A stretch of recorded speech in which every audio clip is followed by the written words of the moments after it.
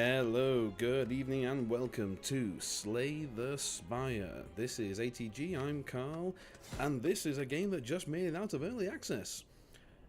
I've got a little bit of history with this one, or at least I think like I have. I was and have been a player of Android Netrunner, a fantastic living card game across the years. And one of the forums you could go to go look into this awesome game was StimHack. One day I popped into my usual local web hangout to find a couple of guys talking about testing a little thing called Slay the Spire. Turns out the people who run that website, people that I sort of online knew, or felt like I online knew, had made a game. And a bunch of the best competitive players from Android Netrunner had got all mixed together and got this baby tested out. And they were chatting away about how they'd been playing it for 36 hours straight and were massively addicted. And eventually I dug in and gave it a go. I heard a little bit about the game. And a year or more later, or however long it's been, I'm not even sure anymore. Here we are. It is out of early access, and it is fantastic. So this is a roguelike, deck-building, dungeon-delving, procedurally generated game. Yeah, that's a lot of words. It boils down to something very simple, though. You're playing a character. Your character has some health pool. He has cards that hit the bad guys. He has cards that stop the bad guys from hitting him. He can play a certain number of those cards a turn. He has a persistent health pool. If he gets hurt at all, it lasts through the whole of the run. Once he beats up a set of monsters and wins an encounter, you get a new card. You can take that card or not. You can thin your deck small. You can bulk it out with better stuff. There are ways to remove cards as you go along. But basically, that's the whole thing. Is beat a monster, get a card, get better at beating monsters. And from this fantastically simple little structure, we've got an amazing, awesome, I don't want to say addictive, I kind of hate that phrase, but a really, really compelling game. Something you want to play again and again. And something you can play a full run of in 1 hour. It's fantastic. Okay, so here we are in the game. This is the Ironclad, your basic armoured fighty style warrior. And we're going to have our base hand of cards here, all of which are specific to him. There are defense and strikes in every basic class you can play, but they're themed to each character here. Now we're going to start smacking some stuff around. We're going to open up with a quick bash, I think. Actually, no, this guy's only got 10 health. So let's smack him for a quick 12. Get him off the table, because that little dagger above his head said that he was about to attack us. We'll also throw a little strike into the acid slime, hitting him for 6 damage there. And then I end my turn. So I have 3 things I can do in a turn, or rather 3 energies worth of things I can do. Our friend here is helpfully telling us he's going to smack us for 10 damage. So I'm going to do 2 of my 3 things to block some damage. And because it was debuffed, yes, there's a lot to keep track of here, my damage has been reduced ever so slightly by 25%. So I'm going to throw a simple little 4 into him and see what's rocking on. Okay, nothing on the armor there, nothing too special. He's got 7 coming in. I can do 18 damage in one go. 1, 2, and a win. And Slime's dead. And having completed a monster encounter, I get some stuff. I get some gold. I can spend at a merchant later on to buy better stuff and to remove cards from my deck. And I get to add a card to my deck. Okay. And out of that lot there, I'm going to quickly pick Headbutt, which deals bonus damage and allows me to get a card back from my discard pile.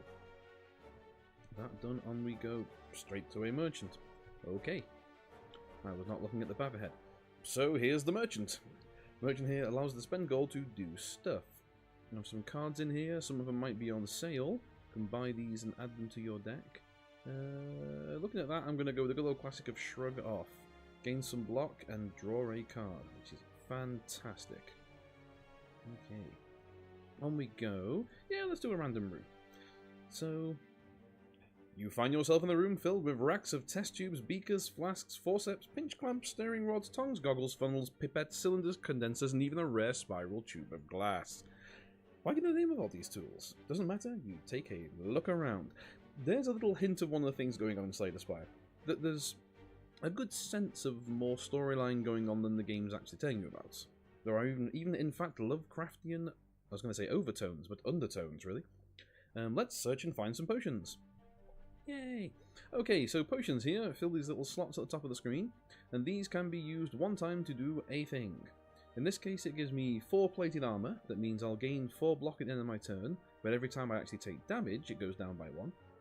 Fire potion that explodes things to damage, and the fear potion to apply vulnerable, a debuff that means the enemy takes more damage. I'm going to take each of those. And on we rock.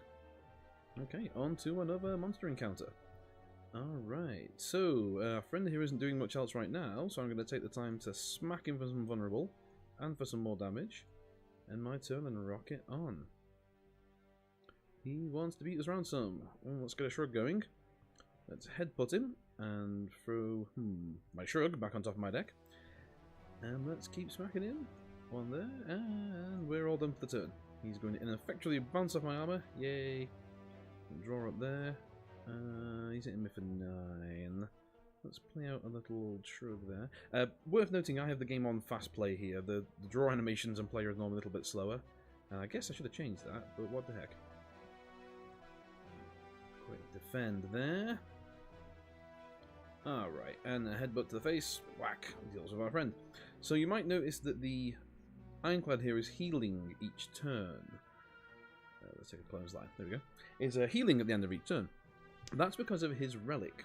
Each character starts with a basic relic. His one here is pretty simple. End of combat, heals 6 hit points.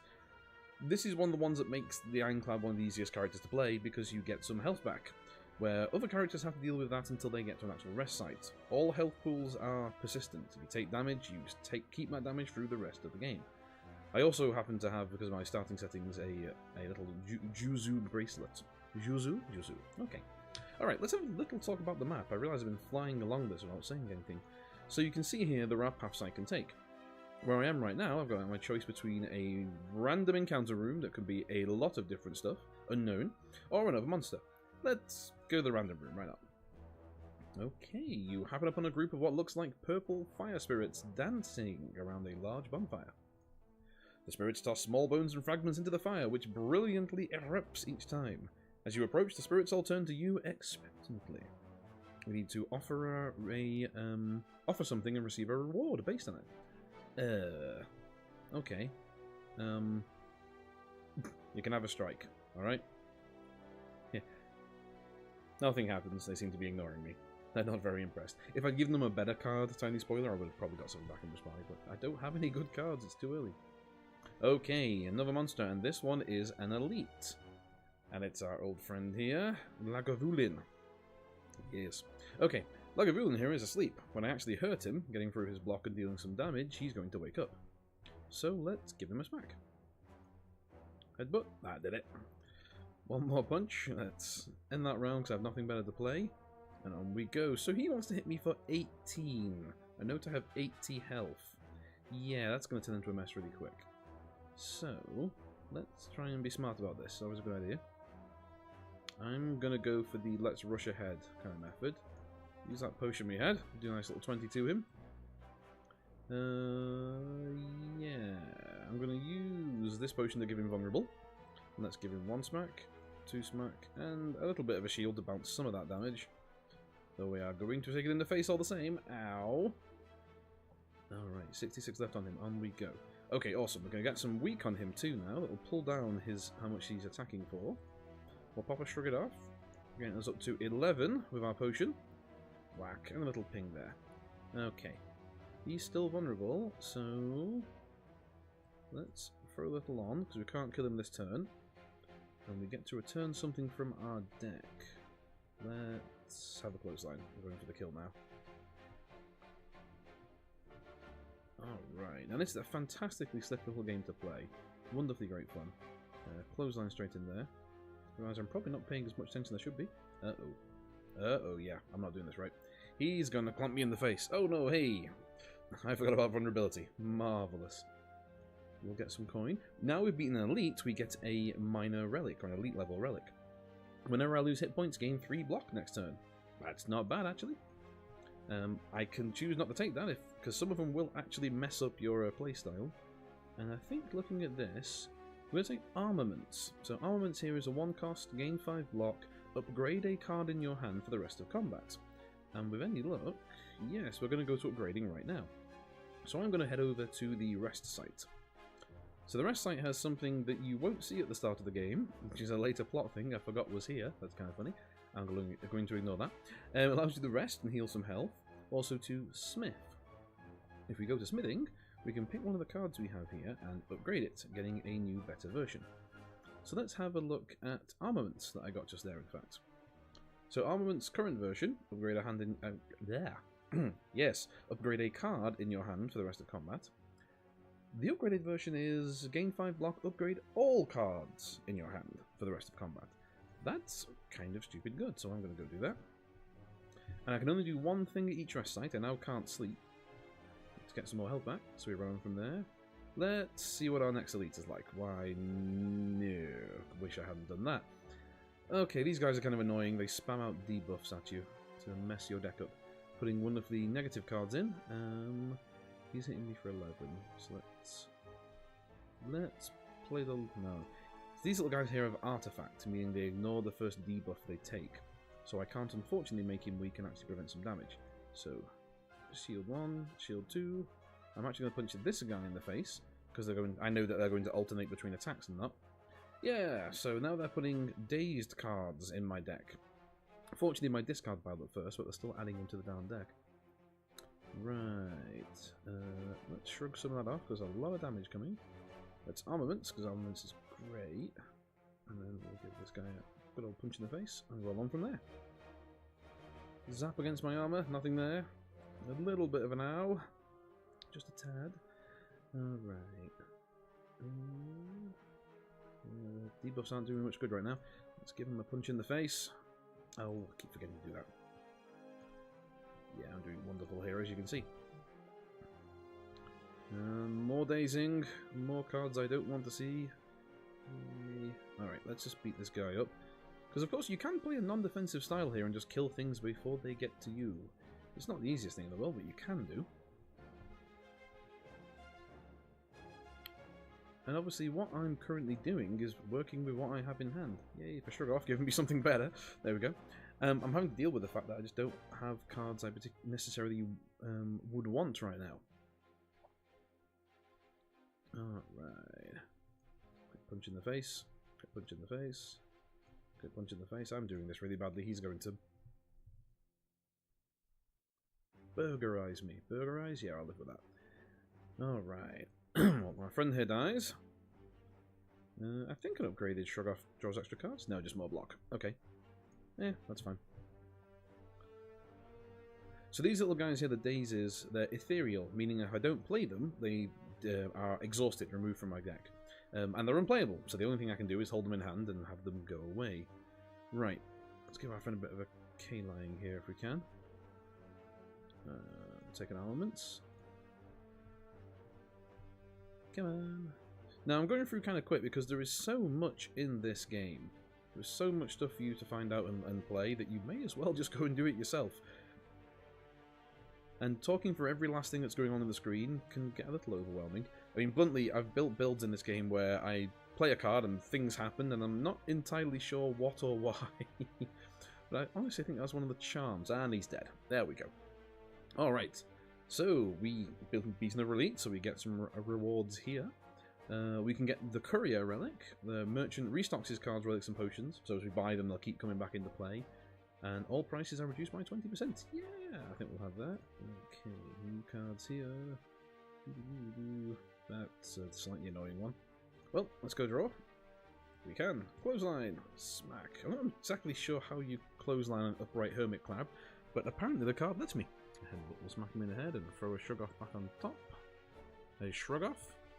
I said Lovecraftian earlier, but that's not quite what I meant. So, these guys are really annoying. I mean, they're ridiculously cute. Look at them. So damn cute. But when you hit them, they roll up into a ball and get armor for later on.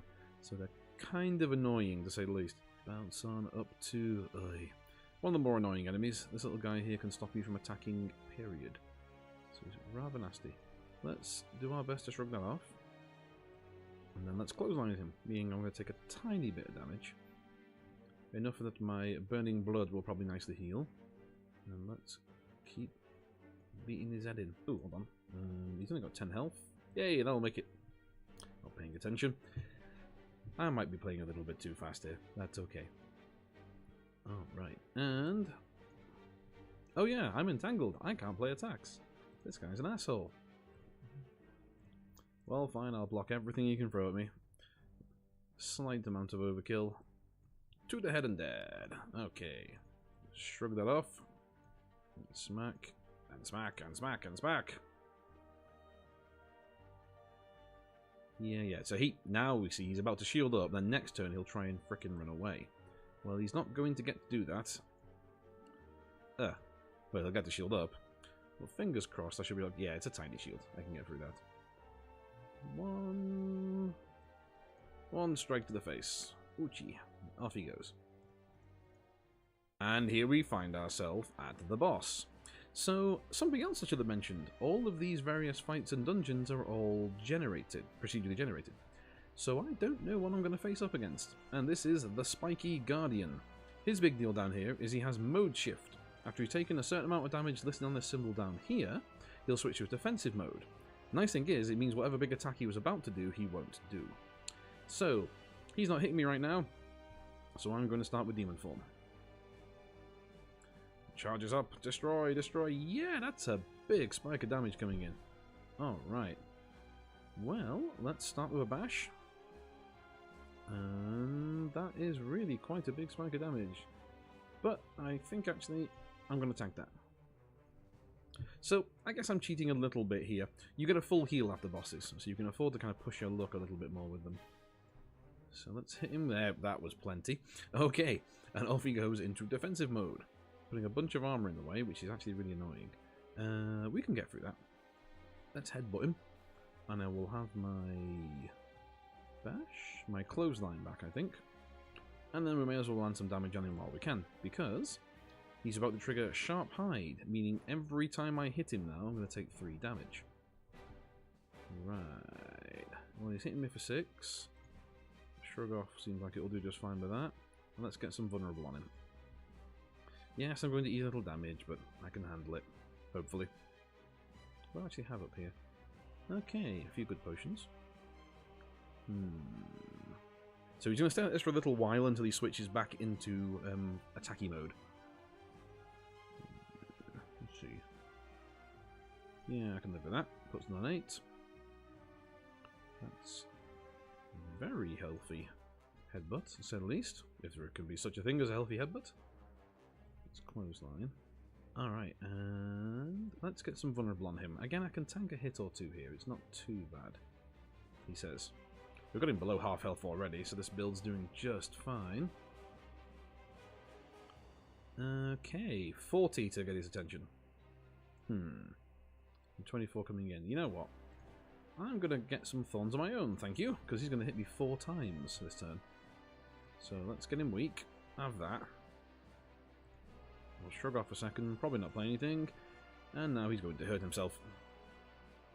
In fact, he's put himself into defensive mode. That's amazing. Right, well, we have some damage to work through. Well, Reckless Charge will help. Crunch. A quick thunderclap. No, we should have done that first. Oh well. Another punch, and he's so close to dead. Actually, you know what? Have a potion. And there we go. Boss number 1 down. There are 3 acts to the game as of now. So you'll fight a boss at the end of each one, and that was about as easy as they get, apart from maybe one other boss. I'm going to grab some coin, grab a potion, and then we get the big rewards. Yes. Now, a quick segment on Slay the Spire can show you how the game's played, but getting into what this game is really about takes far more than I can show you on the screen. It really is something you have to delve into. There are tons of mechanics, tons of designs, tons of different ways of building a character, 3 complete different characters. The Silent, a poison-dealing, shiv-throwing, high-defense evasion tank. The Defect, a robot gone off the rails who uses strange little orbs and odd little tricks to combo into things. It's just full of really awesome stuff to play. And from there you get into the really, really cool part about this, is there's so much to explore. Every time you play through, the game is going to slightly dictate to you how you play. You'll have a play style, but the cards you get will say, this is how it's going to be this time. And it's up to you to deal with that, to pick what you're going to go against, pick what you're going to go with, to play hybrid, to build weird combos, to throw together some crazy method of exhausting your whole deck and hitting someone in the face what's left. It's fantastically good fun, and remarkably unlike anything else like out there on Steam right now.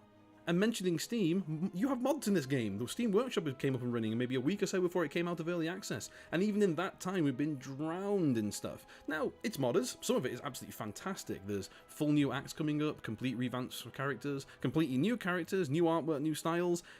And maybe some of the things suffer from the typical things you might see in the modding community. Yeah. So,